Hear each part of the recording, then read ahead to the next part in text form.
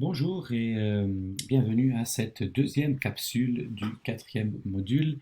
Nous continuons notre étude des fonctions exponentielles. Ça va être la deuxième et dernière pour l'instant capsule sur les fonctions exponentielles. Nous prendrons ensuite une pause, parlerons de fonctions logarithmiques et reviendrons avec les fonctions exponentielles et logarithmiques pour résoudre des équations.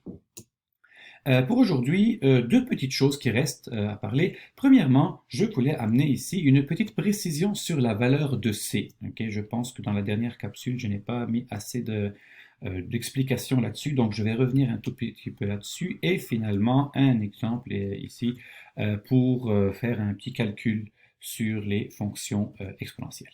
Ok, donc allons-y.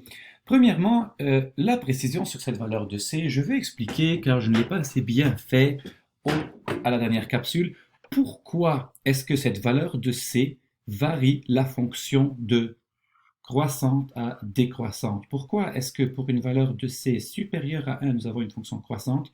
Je parle de la fonction de base, et alors qu'avec une valeur de C qui est inférieure à 1, donc positive mais inférieure à 1, nous avons une fonction décroissante.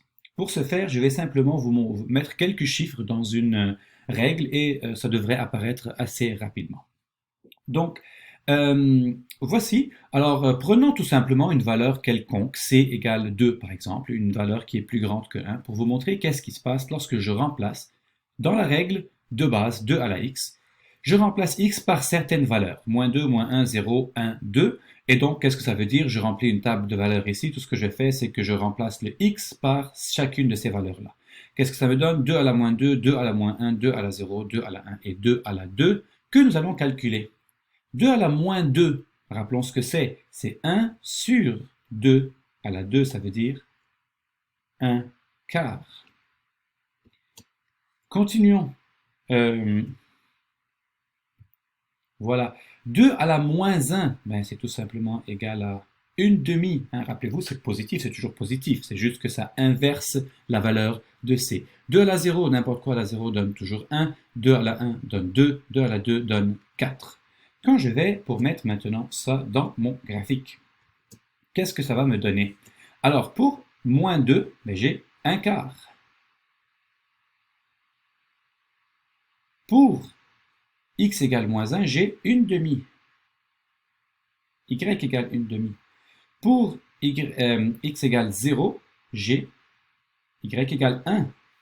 Et ainsi de suite, plus je vais, et plus ça augmente. Pour x égale 1, j'ai y égale 2. Et pour x égale 2, j'ai y égale 4. Et ça va. De plus, je ne suis pas du tout à l'échelle en ce moment. Ça devrait me mettre un peu plus haut là. Donc, qu'est-ce que ça donne? Je vais essayer de tracer une belle courbe. Je ne suis pas très bon pour ça. Mais voilà, ça donne quelque chose comme ceci. Hein. J'aimerais vous faire remarquer aussi une petite chose. C'est que chaque fois que je passe d'un x à un x suivant entier, qu'est-ce que je suis en train de faire? Je suis en train de multiplier par 2. Un quart fois 2 donne une demi fois 2 donne un, une demi, 1 fois 2 donne 2, et ainsi de suite. Donc c'est pour ça que nous nous retrouvons ici à croître la valeur de y avec la valeur de x. Alors qu'à l'inverse maintenant, lorsque c est inférieur à 1, prenons une valeur toute simple, c égale une demi. Donc je remplace x par moins 1 à moins 1, moins 2, moins 1, 0, 1, 2, pour c égale une demi, la base égale une demi. À nouveau, c égale, x égale moins 2, fait en sorte que ça va inverser, ça va me donner donc 2 au carré, donc 4. Alors là, remarquez la différence ici. J'ai commencé avec une petite valeur, je suis allé avec une grande valeur de y. Ici, j'ai commencé avec une grande valeur, je suis allé avec je suis arrivé, et je vais arriver, vous allez voir, avec une petite valeur de y. Donc, une demi à la moins 1 donne tout simplement 2 à la 1, donc 2, ça donne 1, ça donne une demi, et ça donne un quart. Et donc, qu'est-ce que je viens de faire ici? À nouveau, au lieu de multiplier par 2, je suis en train de multiplier par une demi, je suis en train de prendre la moitié de la dernière, donc multiplier, multiplier, multiplier, de la dernière valeur de y. Et c'est pour ça que je suis en train de diminuer. Je prends la moitié chaque fois. Et à nouveau, si je fais le tracé ici, si je dis que ça c'est 1, ça c'est une demi, ça c'est le double de 1, c'est 2, et le double de 2 c'est 4, même 4 est plus haut. Donc ça donnerait quelque chose comme ça. Voilà. très approximativement. Hein. Le but n'est pas de faire un graphique à l'échelle ici, mais pas du tout.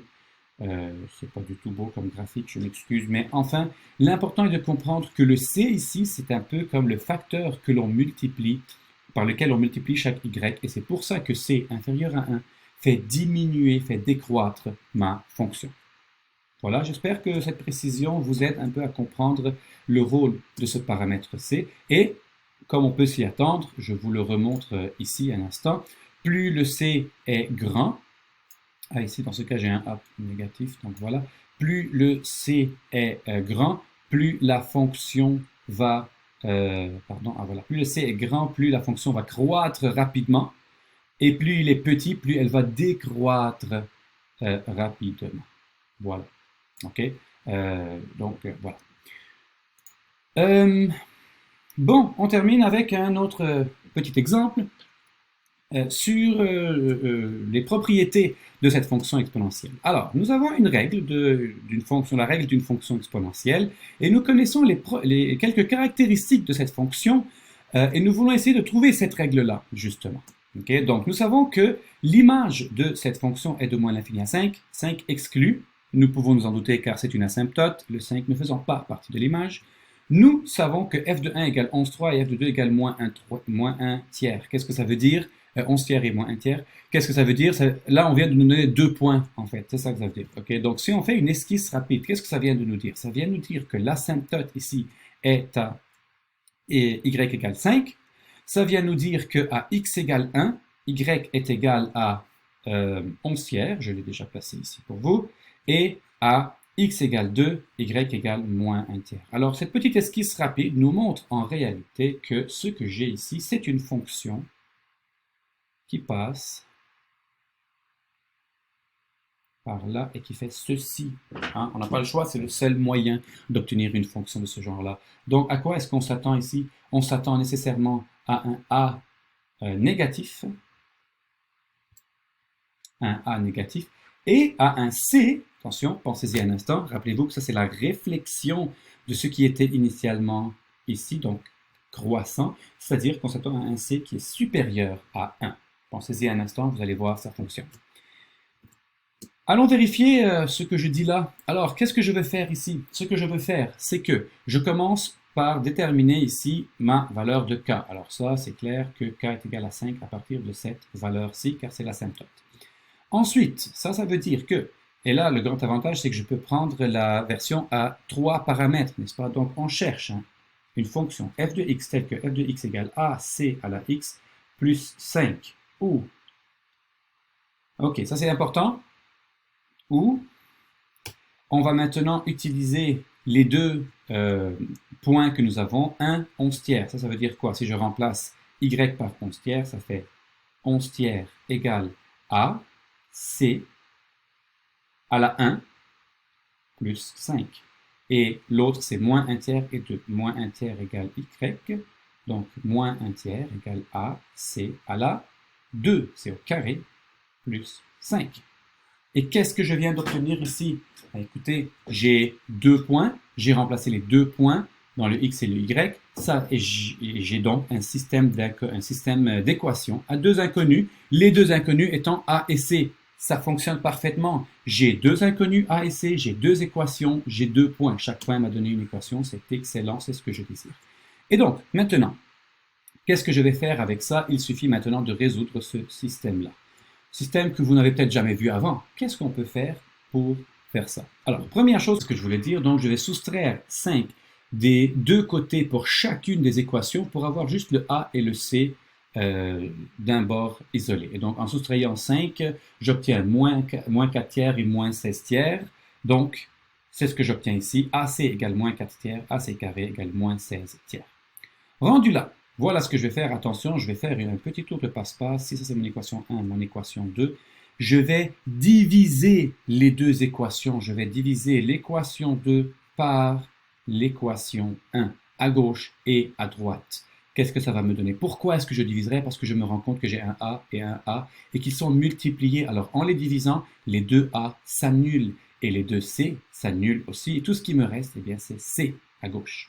Regardez bien, A sur A et C carré sur C. Ça me donne C. De la même manière, à droite, moins 16 tiers divisé par moins 4 tiers, je vais le faire à droite ici, là, moins 16 tiers divisé par moins 4 tiers, c'est multiplié par moins 3 quarts. Là aussi, les choses sont très bien arrangées, moins 3 s'annule, moins s'annule, 16 divisé par 4, ça donne tout simplement 4.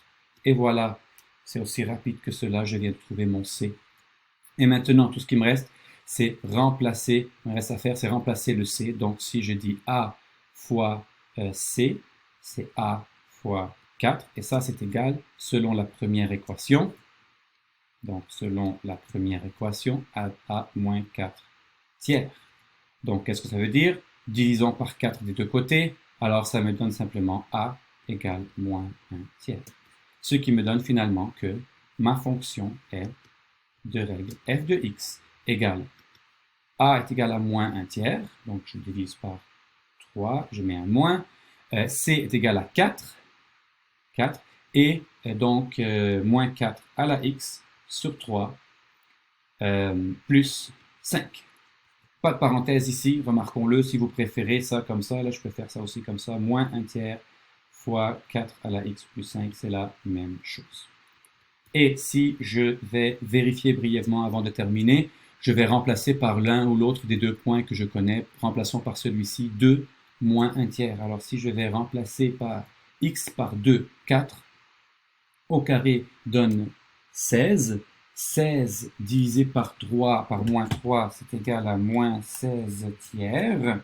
Moins 16 tiers plus 5, je suis en train de le faire en même temps dans ma tête, ça me donne tout simplement moins 1 tiers. Et c'est effectivement ce que je veux, donc f de, je répète, moins, qu'est-ce que je viens de faire, j'ai déjà oublié, oui c'est ça, f de 2, pardon, f de 2 est bel et bien égal à moins 1 tiers. C'est une bonne vérification. Voilà, donc ceci clôt donc le sujet pour l'instant de la fonction exponentielle et nous nous retrouvons dans la prochaine capsule avec la fonction logarithmique. Merci et à bientôt.